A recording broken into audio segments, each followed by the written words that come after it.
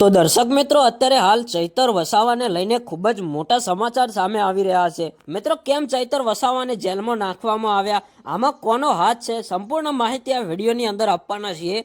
તો વિડીયોમાં એન્ડ સુધી બન્યા રહેજો. અને જો આપણી આ યુટ્યુબ ચેનલ ઉપર નવા આવતા હોય તો ચેનલને એક લાઇક, શેર અને સબસ્ક્રાઈબર કરી દેજો. તો મિત્રો, આજે આપણે વાત કરવાના છીએ ચૈતર વસાવા.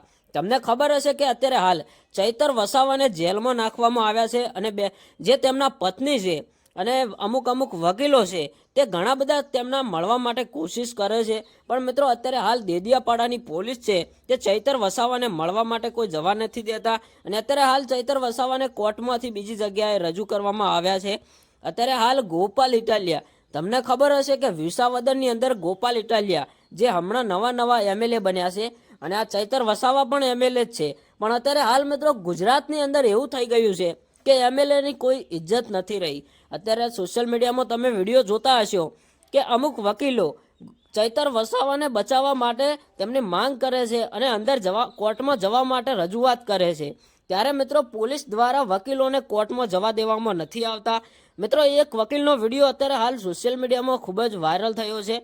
એ વકીલ મિત્રો પોલીસવાળાઓને હાથ જોડે છે અને છેવટે પોલીસ માનતી નથી તો એ વકીલ જમીન ઉપર નીચે પડી જાય છે અને હાથ જોડે છે કે અમારી કંઈ પણ ઇજ્જત નહીં, અમે એક વકીલ છીએ, અમારે કોર્ટમાં જવાનો હક છે, પણ અત્યારે હાલ આ પોલીસ અમને જવા નથી દેતી. તો શું મિત્રો, આ સાચું થઈ રહ્યું છે કે ખોટું થઈ રહ્યું છે? અને આપણા ચૈતર વસાવા માટે તમે શું કહેવા માગો છો એ કમેન્ટ કરજો. અને ચૈતર વસાવા સાથે અન્યાય કરવામાં આવ્યો છે કે નથી આવ્યો એ પણ તમે કમેન્ટમાં જણાવજો.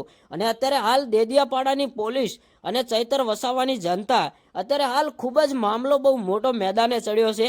તો તમને એ જણાવી દઈએ કે ચૈતર વસાવાને જેલમાં નાખવાનું કારણ શું. તો થોડા ટાઈમ પહેલાં ચૈતર વસાવાની એક નાનકડી મિટિંગ હોય છે. એ મિટિંગમાં મિત્રો બંને સામસામે નાના મોટા જૂથો વચ્ચે થોડી ઘણી અથડામણ થાય છે, સામસામે ગ્લાસ ફેંકે છે. અને દર્શક મિત્રો, એ જ નાનકડી બબાલના કારણે અત્યારે હાલ ચૈતર વસાવા એમએલએ ધારાસભ્યને જેલની અંદર પૂરી દેવામાં આવ્યા છે. તો મિત્રો, તમને કોઈ પણ વધારે જાણકારી હોય તો તમે કમેન્ટમાં જણાવજો. બસ આજના માટે આટલું. મળીએ એક નવા વિડીયો સાથે.